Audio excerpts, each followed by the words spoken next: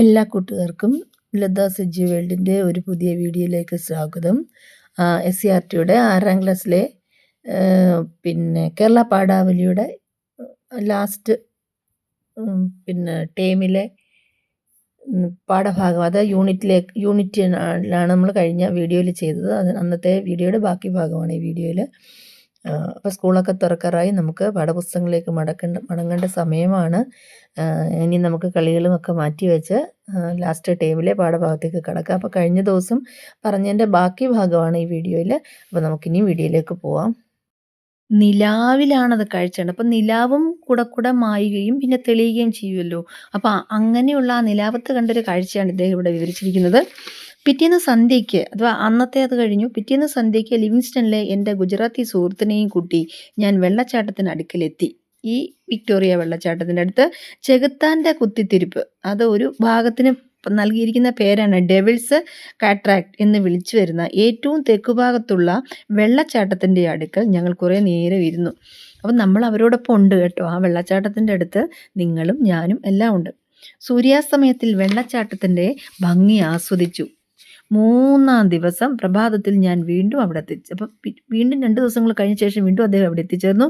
അന്ന് മുഴുവനും ഞാൻ വെള്ളച്ചാട്ടവും പരിസരവും വിസ്തരിച്ച് കണ്ടുകൊണ്ട് അവിടെ കഴിച്ചുകൂട്ടി. അന്ന് അദ്ദേഹത്തിൻ്റെ കണ്ണുകളിലുടക്കിയ കാഴ്ചകളാണ് നമ്മൾ ഇന്ന് ഈ വരികളിലൂടെ ആസ്വദിക്കുന്നത്, അല്ലേ? എല്ലാവർക്കും ഇപ്പോൾ എല്ലായിടത്തും പോകാനൊന്നും പറ്റില്ലല്ലോ, പക്ഷെ നമുക്കൊരു പോയ പ്രതീതിയാണ് ഓരോ ഇപ്പം ഇന്നുള്ളതായാലും പണ്ടുള്ളതായാലും സഞ്ചാര സാഹിത്യങ്ങൾ പുസ്തകത്തിൽ, ഇപ്പോൾ അത് വിഷ്വലാണ് നമ്മൾ കാണുന്നത്, അല്ലേ? മൊബൈലിലെല്ലാം നമ്മളെല്ലാം ട്രാവൽ വ്ളോഗുകളാണ് ഇപ്പം. അവിടെ ഒരു പക്ഷേ നമുക്ക് നേരിട്ട് കാണാൻ പറ്റുന്ന സ്ഥലങ്ങൾ കാണാൻ പറ്റും, മറ്റേത് നമ്മൾ വരികളിലൂടെ കാണുകയാണ്. പക്ഷേ അതിന് വേറൊരു സുഖമുണ്ട്. കാര്യം എപ്പോഴും നമ്മുടെ മനസ്സിൽ അതിന് ഒരു ആകാംക്ഷ, ആ വരികൾ നമ്മുടെ മനസ്സിൽ ഇങ്ങനെ തരും. ഇപ്പോൾ ഒരു പ്രാവശ്യം നമ്മൾ കണ്ടു കഴിഞ്ഞാൽ ഓക്കെ, നമുക്ക് അതിനോടുള്ള താല്പര്യം അങ്ങ് ചിലത് നശിച്ചു. പക്ഷേ വരികളിൽ മാത്രം ഒതുങ്ങുന്ന കാഴ്ചകൾ നമ്മൾ ഇന്നും നമ്മുടെ മനസ്സിലുണ്ടാവും. അടുത്തതായി അദ്ദേഹം പറഞ്ഞിരിക്കുന്ന ചില വെള്ളച്ചാട്ടങ്ങളുടെ അഴകിനെ കുറിച്ചാണ്. അതായത് ശക്തിയായ ഒരു അഴക് ശക്തിയുടെ കാര്യത്തിലും ഭംഗിയുടെ കാര്യത്തിലും ഒരുപോലെയാണെന്നാണ്. അഴകിൻ്റെയും ശക്തിയുടെയും ഗുണങ്ങൾ ഇണങ്ങിച്ചേർന്ന ഒരു സവിശേഷത സകല വെള്ളച്ചാട്ടങ്ങൾക്കുമുണ്ട് എന്ന് ഒരു സഞ്ചാരിയായ ഒരു ഇംഗ്ലീഷ് സാഹിത്യകാരൻ പറഞ്ഞതായിട്ട് ഇവിടെ പറയുന്നുണ്ട്. ശക്തിയേറിയ ഒരഴകെന്നോ അഴകേറിയ ഒരു ശക്തിയെന്നോ, അതായത് ശക്തിയാണ്. കാര്യം നമുക്ക് വൈദ്യുതി ഉൽപ്പാദിപ്പിക്കുന്നതിന് വേണ്ടിയാണല്ലോ ഈ ജലസംഭരണികളെല്ലാം. അപ്പോൾ അത് ശക്തിയാണ്. അതുപോലെ ആ ശക്തിക്ക് ഒരു അഴകുണ്ട് എന്നർത്ഥം വരുന്നതാണ്. ശക്തിക്കാണോ അഴകിനാണോ അവിടെ രണ്ടും സമം ചേർന്ന ഒരു അത്ഭുത പ്രതിഭാസം എന്ന് വേണമെങ്കിൽ എല്ലാ വെള്ളച്ചാട്ടങ്ങൾക്കും എല്ലാ ജലപാതങ്ങൾക്കും ഈ തത്വം ബാധകമാണെന്നും, ഓരോ അങ്ങനെയാണെങ്കിൽ പോലും എടുത്തു പറയാൻ ഓരോ വെള്ളച്ചാട്ടത്തിനും ഓരോ ഒരു പുതുമ ഉണ്ടെന്നാണ് ഇദ്ദേഹം പറയുന്നത്. ഒരു സ്വകീയമായ ഒരു പുതുമ ഉണ്ടെന്നാണ് നമ്മുടെ സഞ്ചാര സാഹിത്യകാരൻ പറയുന്നു. എന്ന് പറഞ്ഞാൽ ഓരോ വെള്ളച്ചാട്ടത്തിനും അതിൻ്റേതായ സ്വകീയമായ എന്ന് പറഞ്ഞാൽ സ്വന്തമായ ഒരു പുതുമ, എടുത്തു പറയാവുന്നൊരു കാര്യം ഉണ്ടെന്നാണ് ഇവിടെ പ്രതിപാദിക്കുന്നത്. അതായത് നമുക്ക് തെന്മല ഡാം, നമ്മുടെ ഇടുക്കി ഡാം, അതിന് ഓരോന്നിനും പറയാവുന്ന ഓരോ മാനറിസങ്ങൾ, അതിൻ്റേതായ ഓരോ മാനറിസങ്ങളുണ്ട് എന്നാണ് അതിനർത്ഥം.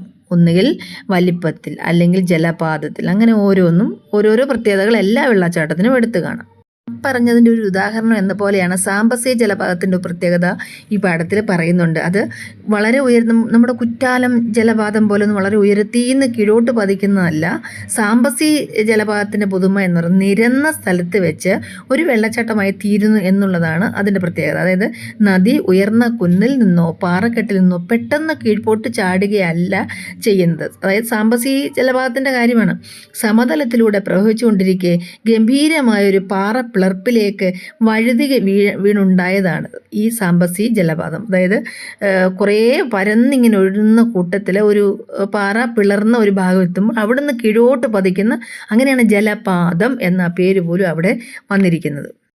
ദൂരെ നിന്ന് നോക്കിയാൽ പിന്നെ വെള്ളച്ചാട്ടം കാണാൻ സാധിക്കില്ല.